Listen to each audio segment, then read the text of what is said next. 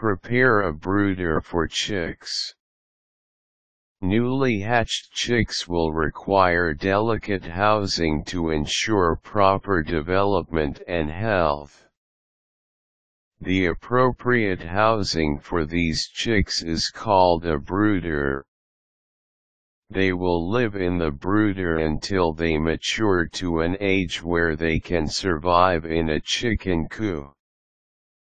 The brooder will need several items if you want your chicks to survive. There should be ample space for the chicks to move around while maintaining decent protection from outside elements that can threaten their survival. The brooder should be prepared with enough heat with a good supply of food and water. Aside from these conditions, there are other conditions that you will have to create to ensure that your chicks grow to become healthy additions to your chicken coop. Create a brooder. Ideally, a brooder is an area that will segregate chicks from the rest of the inhabitants of your chicken coop. The brooder can be a small area of your chicken coop that has enough walls to prevent the bigger chickens from flying in and messing with the chicks. In the event that you do not have space for this, you can purchase pre-built brooders or create your own by using cardboard box or plastic storage bin. The ideal brooder, however, is a small house that is elevated with an area cordoned off with walls to prevent the chicks from wandering outside of the brooder. Measuring a brooder. To ensure that you have enough space in the brooder for chicks to breathe in, you will need to follow certain measurement rationales.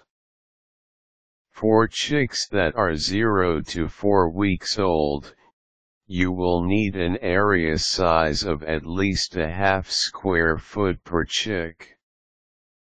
Once your chicks reach a maturity of 4 to 8 weeks, expand a brooder to allow 1 square foot per chick.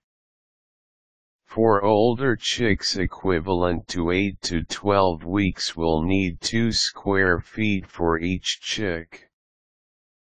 Following these measurements will ensure that your chicks will have enough space to live in. Make sure to create a brooder that can be expanded easily to allow more space. Prepare the bedding. To provide the optimum comfort for you chicks, spread rice hulls or pine shavings on the brooder flooring. The whole floor should be lined with these. To achieve the right lining thickness, make sure that when you spread the bedding on the floor that the floor will not be visible anymore. The urine and feces that the chicks produce can become toxic. The bedding will absorb these to lower the toxicity level. Provide a heat source. Chicks can develop colds. If they do, this can decrease the chances of the chick's survival. To avoid this, you will need to provide ample heat. Place a red and yellow bulb on top of the brooder to serve as a heat lamp. Make sure that the height of the bulb is adjustable. Turn on the light and let it warm up your chicks.